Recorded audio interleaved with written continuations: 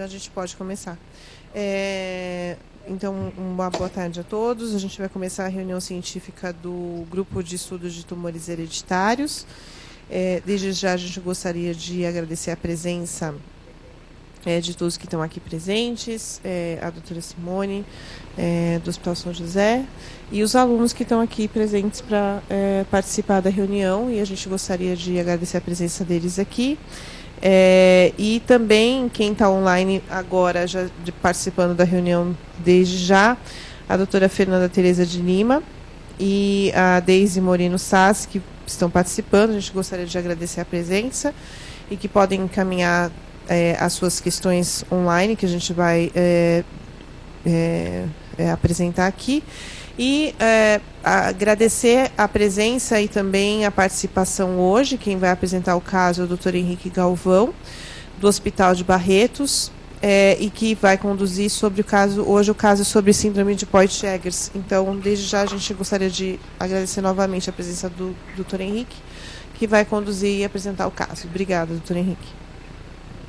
Bom, eu que agradeço o convite, né? Para a gente é sempre uma honra poder participar da reunião do GET. E, bom, sem mais delongas, eu queria apresentar então. Na verdade, já tinha passado para vocês um caso, mas a gente descobriu um outro caso que vinha sendo acompanhado aqui no hospital. Então, eu mandei hoje a nova apresentação com dois casos. Mas vamos lá então. E por favor, né, acho que durante a apresentação, como são poucos slides e tudo, eu acho que vale a pena a gente ir interrompendo e discutindo cada questão que for aparecendo. Bom, esse primeiro caso, né, é de uma família que estava sendo acompanhada aqui no Hospital de Barretos. O caso índice é uma paciente de 34 anos. Ela foi encaminhada para o serviço de genética daqui, porque ela já tinha tido um diagnóstico de adenocarcinoma mucinoso de tubo uterino. Eu coloquei, barra mesotelioma epitelioide, que tinha sido a primeira hipótese diagnóstica na cidade de origem dela, e, na verdade, a revisão anatomopatológica com imunohistoquímica favoreceu mais essa questão do adenocarcinoma mucinoso. Essa paciente, quando ela foi encaminhada para o Hospital de Câncer de Barretos, ela já tinha sido submetida a salpingo-alforectomia bilateral mais esterectomia total por causa dessa lesão, e ela já tinha a presença de tumor em pulmão, fígado e peritônio quando ela chegou aqui no hospital. O pessoal da oncologia começou o acompanhamento com ela então e encaminhou também para a oncogenética. De história pregressa dela, ela, aos 15 anos de idade, foi submetida à ressecção de segmento colônico e nessa peça foi detectado então os pólipos de Poit-Jeghers. Além disso, em relato na primeira consulta aqui na genética, ela tinha manchas hipercrômicas em lábios na adolescência. E é interessante porque, a partir do momento que tem o relato do pólipo, o exame, na primeira consulta aqui, ela não tinha essas manchas, mas aí, investigada, feita a pergunta para ela se ela tinha alguma lesão em lábio e tudo, ela contou que tinha essas manchas, então, que evoluíram com o tempo. Ela tinha também já um exame prévio com pólipos hiperplásicos no estômago. Bom, ela continuou o acompanhamento aqui, na oncologia e na oncogenética. Na oncogenética foi solicitada a presença do filho. O filho tinha manchas hipercrômicas no lábio.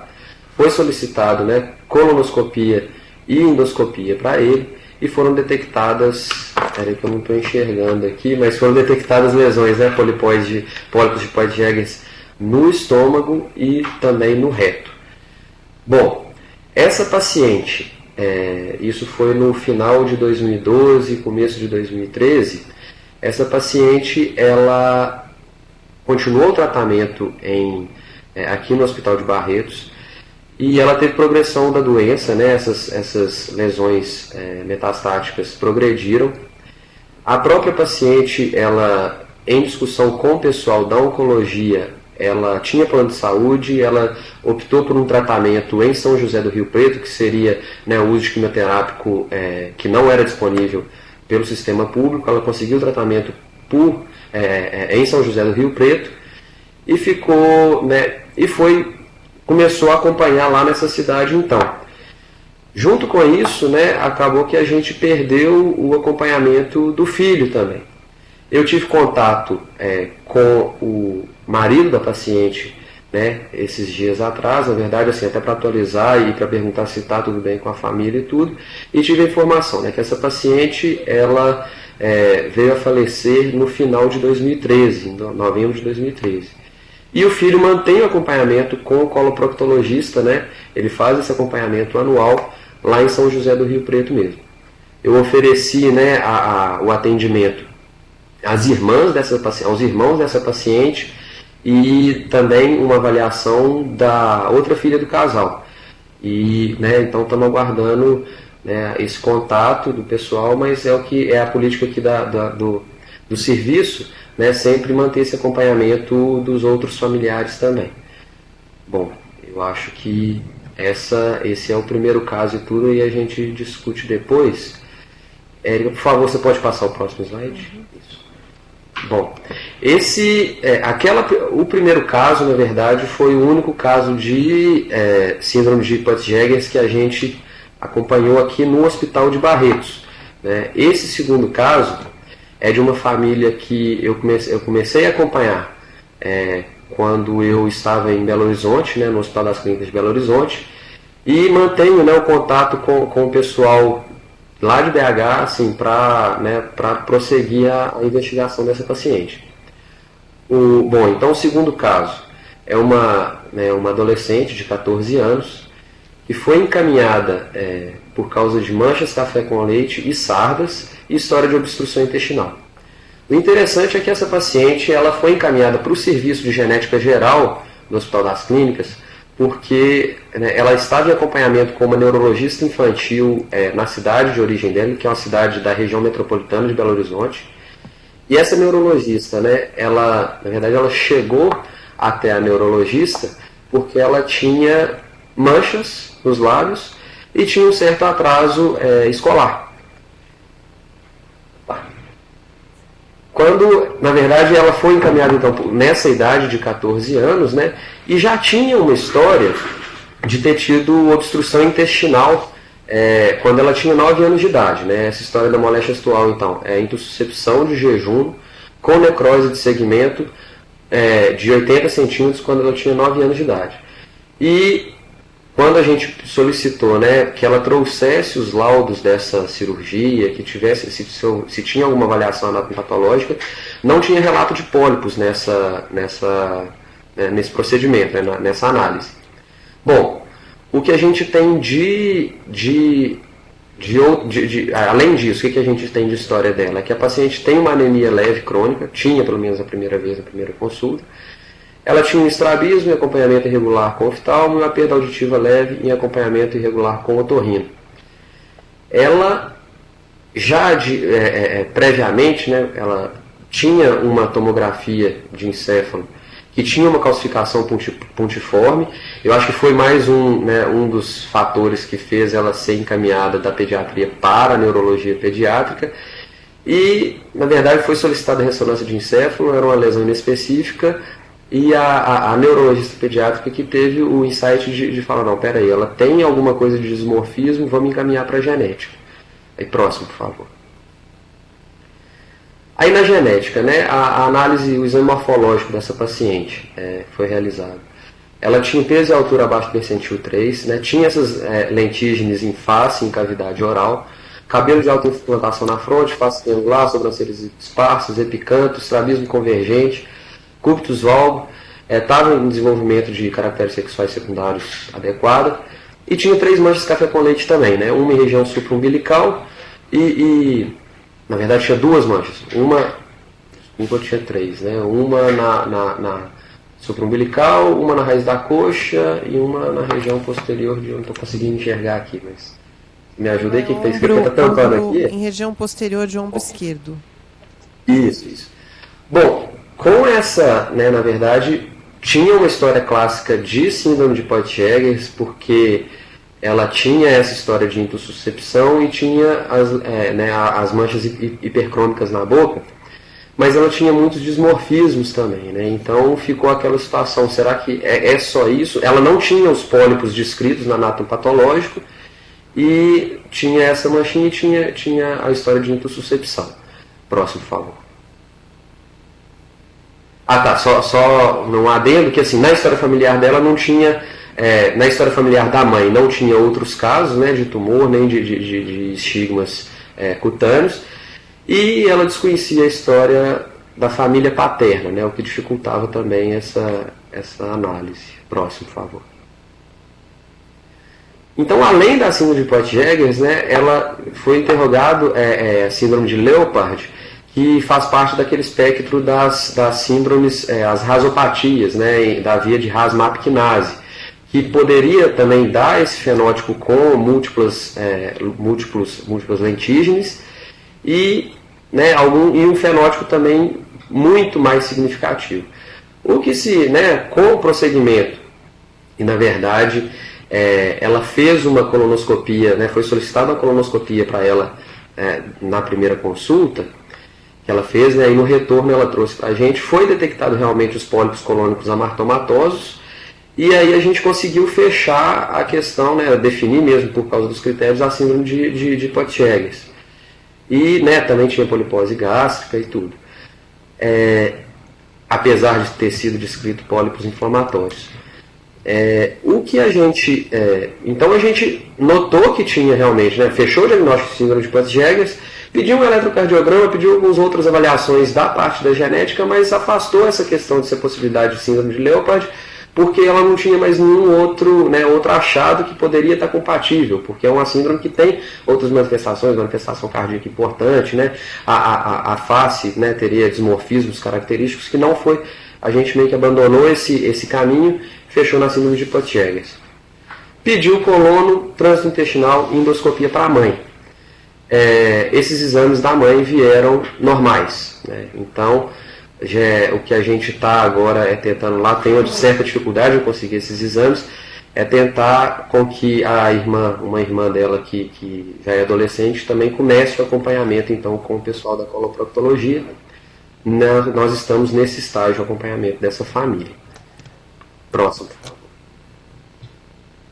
Bom, então eu apresentei os dois casos e, na verdade, assim, eu não sei, Érica, você tem alguma questão em relação específica a algum ponto desses dois casos, ou a gente pode... Só voltar aqui. O primeiro caso, só para a gente resumir, então, é uma paciente que tinha 34 anos com adenocarcinoma de tubo uterina e que tinha também o diagnóstico de síndrome de Peutz-Jeghers, né? E que agora você está aguardando. E com filho com o diagnóstico, ele tem as manchas e também tem os pólipos em estômago, né? E aí agora a questão é investigar a família dessa paciente também, né? Porque a família não está investigada, né? Quer dizer, o filho está investigado, mas não a irmandade dessa paciente, né? Ela tem irmãos que ainda não foram investigados, né? A questão é essa associação que eu ia te perguntar, né, do adenocarcinoma de tubo uterina na síndrome de Peutz-Jeghers, seria a primeira questão aí para você. Certo. E acho que depois você vai fazer a investigação também. Sim. Mas eu acho que já vale a pena ser colocado assim, que tanto o adenocarcinoma mucinoso de tubo uterina, quanto a outra manifestação, né, as outras manifestações ginecológicas da síndrome de Peutz-Jeghers, são manifestações assim, que de uma forma são raras no contexto geral, né, se a gente for ver adenocarcinoma mucinoso de tubo uterina é uma situação rara. E levantaria já a hipótese da síndrome, fora o que ela já tinha de manifestação, né, no cólon e na face, né, essas manchas hipocrômicas. Então, eu acho que até mais é a questão para se atentar. E é uma dificuldade que a gente teve, né? Tanto nesse primeiro caso quanto no segundo, a coisa da análise anatomopatológica das amostras. A gente, em um primeiro momento, não tem aquela, assim, se o patologista, a lesão de Peutz-Jeghers, ela é característica, né, assim, ela não é patognomônica, mas ela tem um indício muito forte de se tratar da síndrome. Se o patologista não está atento àquilo, às vezes pode passar batido. E é uma situação importante que a gente, né, deva lembrar isso aí. E a raridade mesmo do adenocarcinoma mucinoso de tubo uterina, que quando foi detectado, mesmo a paciente que já tinha diagnóstico de síndrome de Peutz-Jeghers, o desfecho não foi favorável. Então, realmente, atentar para a importância do rastreamento. Mas acho que vale a pena a gente discutir então a teoria da síndrome mesmo, que aí a gente vai discorrendo mais sobre isso. Bom, né, a prevalência então de síndrome de Peutz-Jeghers é de 1 a cada 200 mil indivíduos até 1 a cada 8 mil indivíduos, só que eu acho que tende mais a ser, né, de 1 para 200 mil indivíduos, pelo menos na nossa realidade. A gente tem mais de 2 mil famílias em acompanhamento aqui em Barretos, e a gente só teve uma família que realmente a gente conseguiu fechar critério de síndrome de Peutz-Jeghers. Eu acho que, claro, né, deve ter assim, uma tendência, como aqui é um hospital de referência para câncer, e muitos da síndrome de Peutz-Jeghers são amartomas e a manifestação acaba que não desenvolve malignidades, pode ser que tenha um encaminhamento menor do que a prevalência mesmo esperada. Mas mesmo assim eu achei que são poucos os casos, né? Ela tem uma raridade, né? Uma dificuldade critérios. no diagnóstico também, né? Oi? Isso, como você falou, tem uma dificuldade no diagnóstico também, né? Então, isso, tem né? E às vezes subnotificação também, né? Exatamente, né? Às vezes assim, se a pessoa não tem as manchinhas nos lábios e tudo, às vezes pode passar. Né? Na verdade, não tem um número específico de pólipos. Os pólipos estão no duodeno, né? Às vezes, se não manifestar, nunca vai ser detectado, por causa não tem um exame assim de rotina que possa ser feito. Mas de rotina eu falo de screening populacional, seria de jeito nenhum, não é o caso, né? Então seria difícil de detectar mesmo a síndrome.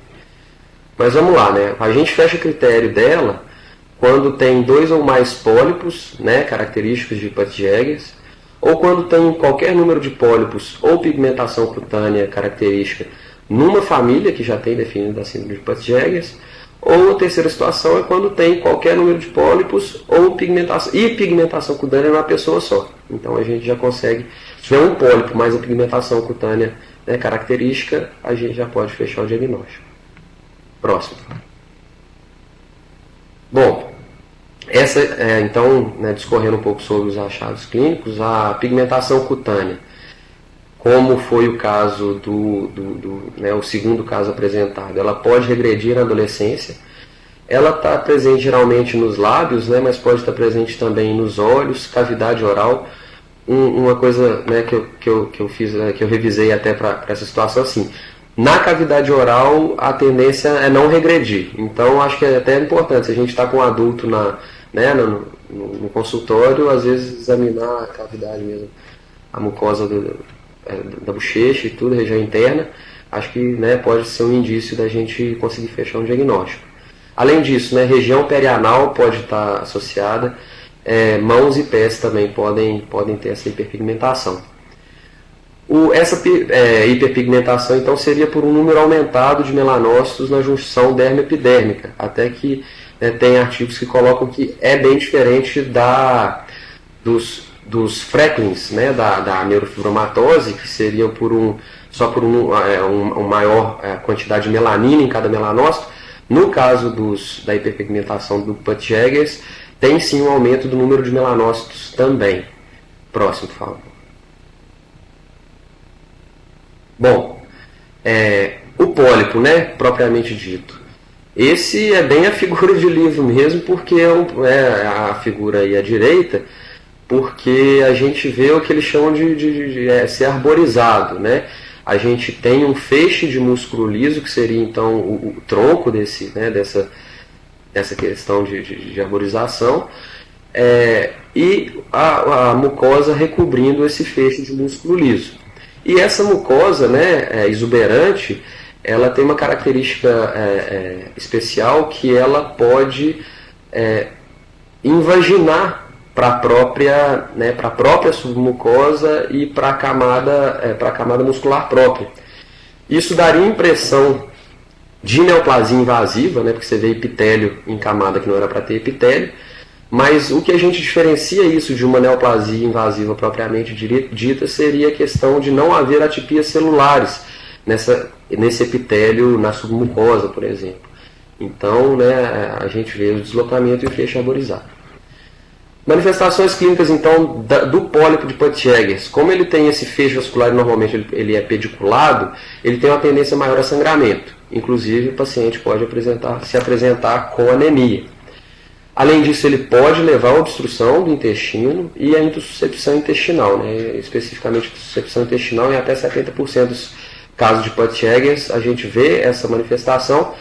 E tem o relato que a gente viu nos 2 casos, né, que eu apresentei, na segunda década de vida, o portador ter tido um episódio de urgência cirúrgica, né, por causa de intussuscepção ou alguma alteração de vascularização do intestino delgado que teve se submetido às pressas à cirurgia.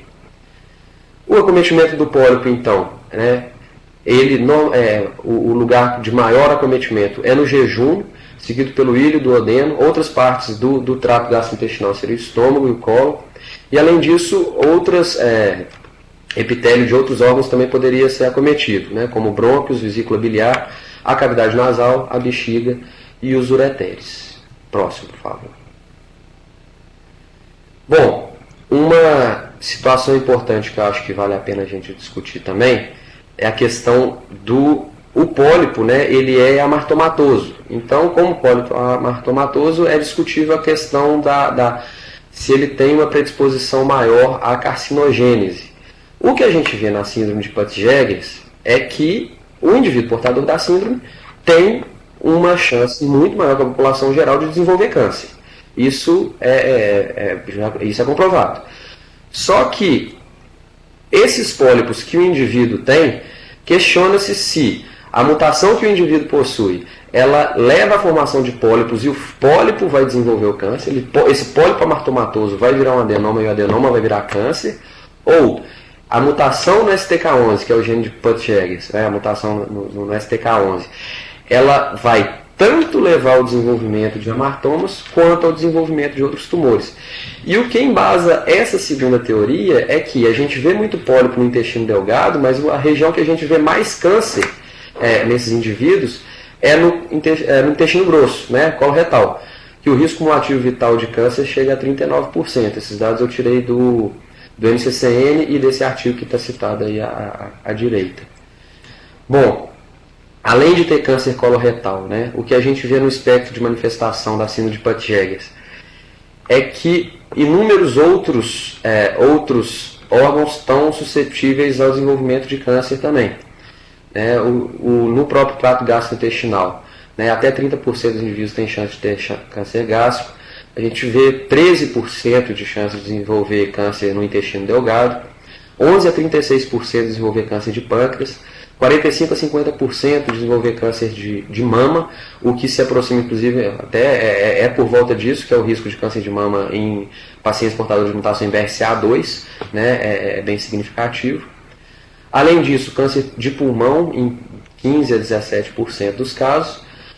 O que eu tinha, né, mencionado, né, que a nossa paciente, o primeiro caso, ela teve um tumor mucinoso de ovários. Não, desculpa, ela teve de tubo uterino. Mas o tumor mucinoso pode ser de ovário ou de tubo uterino em até 21% dos casos.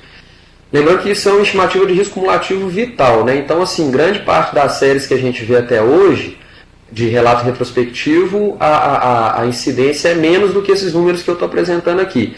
Mas até a gente vê aqui do lado, nesse gráfico, né, à direita, é que a tendência depois dos 60 anos realmente aumenta muito o risco de todos esses tumores.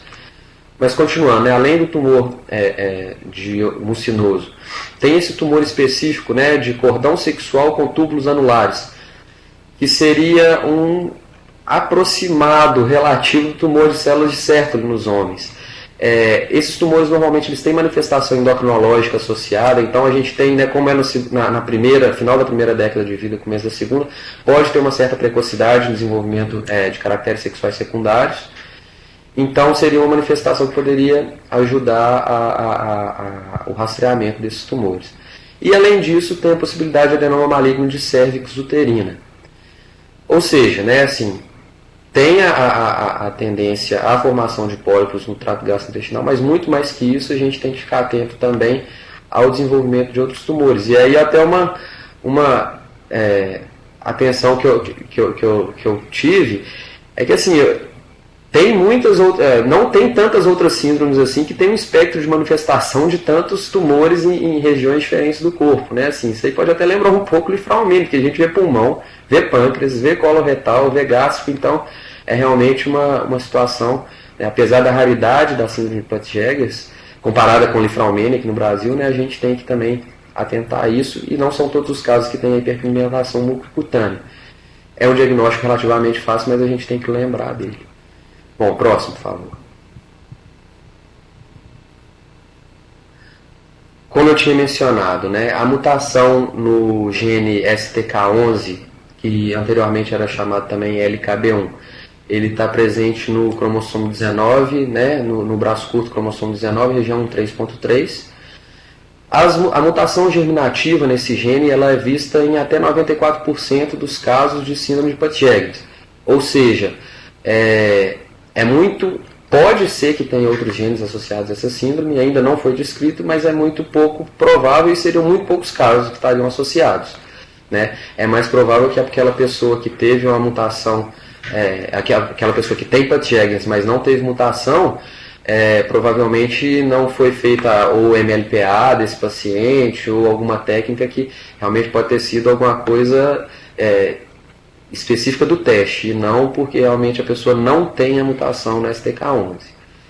Bom, 20 a 45% dos casos não tem história familiar associada, ou seja, essa é uma mutação de novo, né, o indivíduo que está consultando seria o primeiro caso da família. A função do gene STK11, né, ele está envolvido em várias funções celulares, ele induz a questão da polaridade celular, ou seja, na hora que a gente está pensando em célula epitelial, uma parte voltada para o lúmen do intestino, uma parte voltada, né, para a submucosa. Ele influencia nisso, então pode estar influenciando na hora que eu escrevo ali embaixo, né? Mutação, ele dá então essa predisposição ao prolapso epitelial para a submucosa, né? Uma função alterada desse gene poderia favorecer esse prolapso. Além disso, o STK11, né, ele tem uma atividade junto ao TP53, junto à proteína P53, induzindo a apoptose, né, regulando o ciclo celular. Além disso, por sua proteína quinase, né, ele também tem a figura à direita, ele tem a regulação do metabolismo energético celular. E ele está envolvido, né, nessa figura que a gente pode ver, na via do mTOR, né?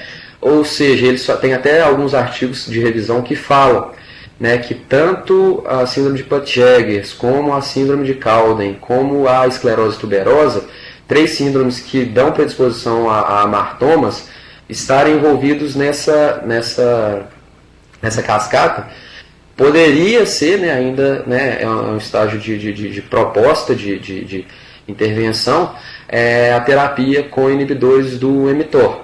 Né? Na esclerose tuberosa está mais desenvolvido, mas seria uma possibilidade também. Bom, e é um gene, pode voltar, só que eu esqueci de falar, por favor.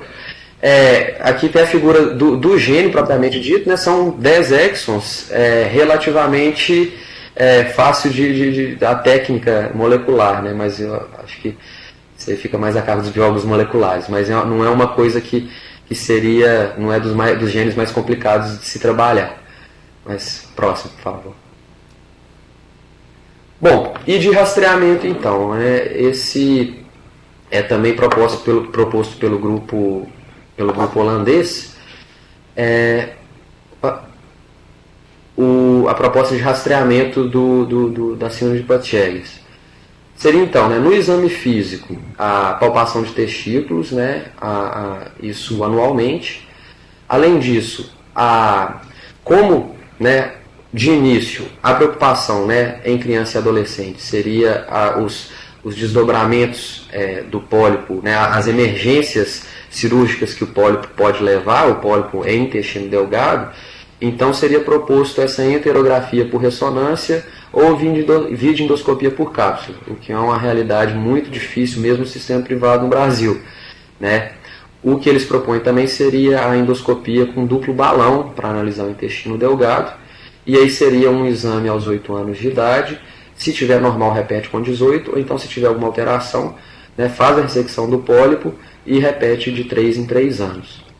O que é feito normalmente de rotina é o velho trânsito intestinal, né? O paciente ingere o contraste e faz uma análise para ver se realmente teria algum pólipo maior que seria visto nesse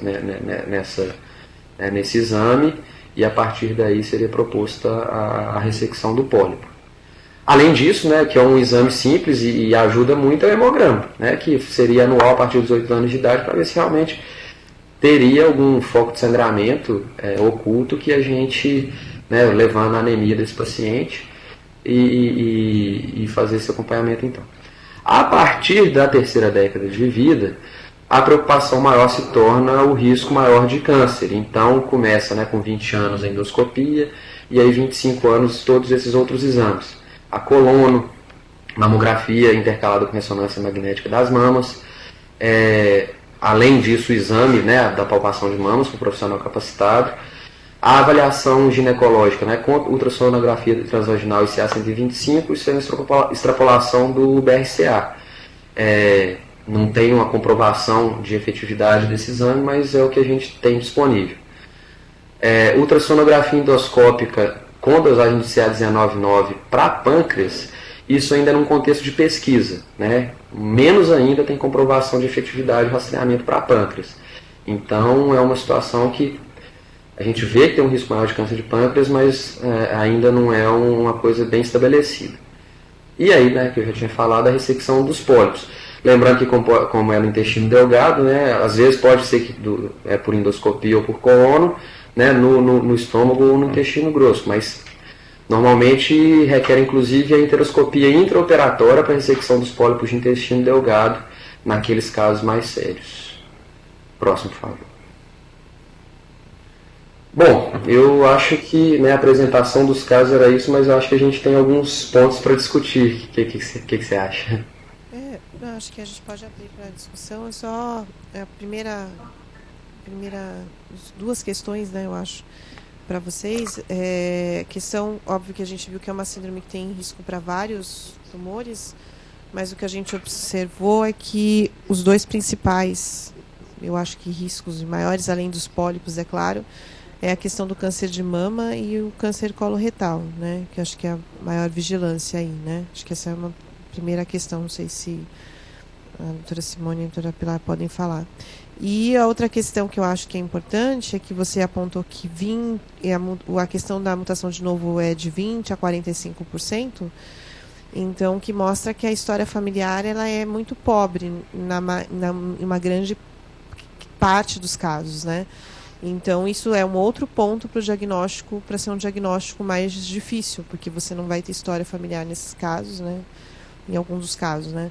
E aí, isso somado ao fato da patologia do pólipo de Poyd-Jeghers mais algumas questões, isso leva a um diagnóstico que contribui para talvez essa raridade. Não sei se essa é uma questão, né?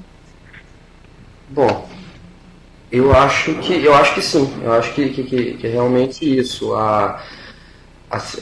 Até 40% de casos, né, 45% de casos sem mutação nova, a gente perdeu uma variável importante da gente considerar. Eu imagino que no universo de poliposes, né, que a gente vê, né, os pacientes que não conseguem fechar um diagnóstico, assim, eles vêm encaminhados, na verdade vem escrito que tem uma história, né, de múltiplos pólipos no intestino, mas se esses pólipos não são bem avaliados pela anatomia patológica, às vezes podem ser descritos como pólipos hiperplásicos, aí a gente perdeu outra variável que poderia ser importante no diagnóstico também. Então, quem sabe, né, algumas dessas poliposes que a gente está acompanhando aqui, que a gente não tem disponível exame molecular, não poderia ser o Peutz-Jeghers com a pessoa que não tem a hipercoloração dos lábios, né? Eu acho que são raros casos, mesmo assim, mas eu acho que tem essa subnotificação em relação a isso. Outro ponto que você tinha tocado, né, a questão da predisposição a câncer de mama e câncer de intestino. Eu até revisei os abstracts do Insight, né? Tem um dos abstracts, ele coloca a questão do câncer de mama em Peutz-Jeghers, e eles colocam bem assim, foi detectado em cerca do Sam Marks, a casuística aqui desse abstract. Eles colocam que 16% das mulheres com Peutz-Jeghers tiveram diagnóstico de câncer de mama. E das que eles conseguiram ver por onde que foi o diagnóstico, se foi por mamografia, se foi por ressonância, 37% foi diagnóstico por ressonância. Então, assim, apesar de ser normalmente era carcinoma ductal invasivo mesmo, o câncer de mama, e foi com mulheres jovens, a média de 40 e poucos anos de idade o diagnóstico. Ou seja, tem a chance de câncer de mama, essa chance é alta, e em mulheres que provavelmente deveriam ter mama densa, então foi detectado por ressonância magnética. E aí, né, reforçar também essa questão, elas são sim um grupo de alto risco para câncer de mama, né, e a gente tem que ficar atento a isso. E aí, no além, a gente olha o protocolo do NCCN para mastectomia redutora de risco de mama, eles propõem somente para BRCA, Cowden e Lifraumene, né? Eles até mencionam Peutz-Jeghers, mas eles não falam que seria proposto mastectomia redutora de risco nessas pacientes. E a gente fica naquela, será que realmente não é uma indicação ou ainda há pouco estudo a respeito disso? Porque na verdade, assim, esse é o único caso que a gente viu que, assim, a 16% teve câncer de mama, mas que a gente tem de perspectiva de risco cumulativo vital de câncer de mama é de até 50%. Então fica naquela, será que não seria uma outra síndrome para indicar mastectomia redutora de risco? Bom, acho que é para se discutir. Não sei se alguém teria mais alguma questão, se teria mais alguma dúvida. Acho que a questão principal que acho que para você é assim, com esses dois casos, qual que é a sua... levando em questão a raridade da doença, e que a gente está com estudantes aqui na sala hoje assistindo, e também sempre tem estudantes, qual que é a mensagem da síndrome e, assim, para o diagnóstico, o que levaria o diagnóstico, assim? Você falaria, olha, a mensagem principal para essa síndrome para fazer o diagnóstico e o que levaria a lembrar de fazer o diagnóstico da síndrome, né? Bom, naqueles casos clássicos é a clínica, né? Isso é muito interessante, porque não é a coisa, o paciente tem um alto risco, vamos fazer um exame molecular. Não. Na imensa maioria dos casos, né, fez um exame físico bem feito, fez uma anamnese, né, pediu para o paciente a história, né, algum laudo anatopatológico, a história de familiar, você consegue fechar tranquilamente o diagnóstico. Mas naqueles casos em que tem a dificuldade, é a coisa olha, o paciente tem múltiplos pólipos, vamos investigar mais a fundo, né? Vamos ver realmente o que pode ter na história familiar, vamos ver qual que é o tipo histológico do pólipo. É isso. Para diagnóstico é isso. E eu acho que para segmento desses pacientes é a coisa... Bom, primeiro, para toda síndrome genética, né? Assim, lembra da família. Né? Às vezes o paciente teve aquela questão, né? Teve diagnóstico de câncer, está tratando e tudo, mas... Vamos ver os familiares, o que eles podem ter também, não esquecer da família. E o rastreamento, né? Esse rastreamento, ele começa já na primeira década de vida, ele é importante. Esse rastreamento até para as complicações cirúrgicas do pólipo de Peutz-Jeghers, ele é importante ser feito. Se a gente faz uma cirurgia de pólipo, uma ressecção de pólipo que não seja de urgência, né? Que já não tem uma urgência cirúrgica envolvida, com certeza isso é melhor para o paciente, isso é comprovado que tem uma melhoria de resultados. Então é isso. E uma Terceira coisa que me veio aqui na cabeça agora, que eu acho que a gente tem que colocar em discussão, é a questão do exame molecular. Bom, eu falei, o diagnóstico é clínico, a gente, na maioria dos casos, a gente bate o olho e a gente consegue fechar o diagnóstico com a história a história bem colhida. Prosseguindo a coisa dos familiares, a indicação de teste genético em síndromes que a gente tem diagnóstico clínico, mas a gente tem familiar criança, que pode ser que ela ainda não tenha desenvolvido o fenótipo para a gente fechar o diagnóstico, e a gente fica naquela, a gente às vezes acaba pedindo muito exame complementar, acaba trazendo mais angústia para os familiares, porque a gente não pode nem afastar nem fechar o diagnóstico.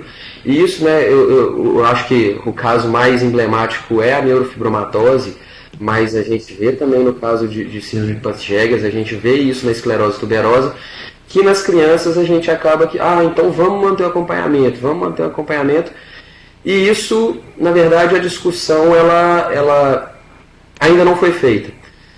E isso, por exemplo, a gente está em aberto agora, que vai entrar em vigor a partir de janeiro do ano que vem, com a revisão das recomendações da ANS para a cobertura por plano de saúde de teste genético.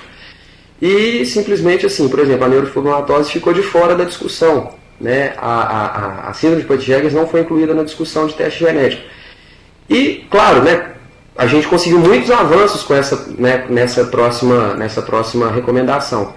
Mas ainda tem a questão da gente não saber como lidar com a criança familiar de um portador de determinadas síndromes. É isso. A gente gostaria de agradecer também, além da doutora Fernanda, a doutora Deise e o Edgar Mesquita, que também está participando. Eu acho que essa sua última colocação também é importante, porque o filho dessa paciente, acho que ele é adolescente,